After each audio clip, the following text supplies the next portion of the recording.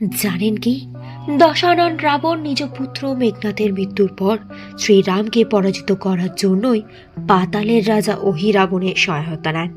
আর অহিরাবণ রাতের অন্ধকারে নিজ মায়া বলে শ্রীরামের সম্পূর্ণ বানর সেনাকে মূর্ছিত করেন এবং বিভীষণের বেশে নিদ্রিত রাম ও লক্ষ্মণকে অপহরণ করে পাতালে নিয়ে যান।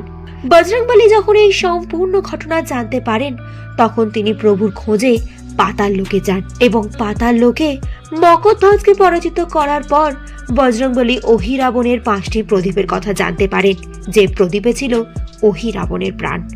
আর অহিরাবণকে হারাতে হলে সেই পঞ্চপ্রদীপকে একসাথে নেবানোর প্রয়োজন ছিল। এই সমস্যার সমাধান করতেই বজরংবলী ধারণ করলেন তার পঞ্চমুখী অবতার এবং 5টি ভিন্ন দিকে রাখা প্রদীপকে তিনি একসাথে নেবান এবং উদ্ধার করলেন তার প্রভু শ্রী রামচন্দ্র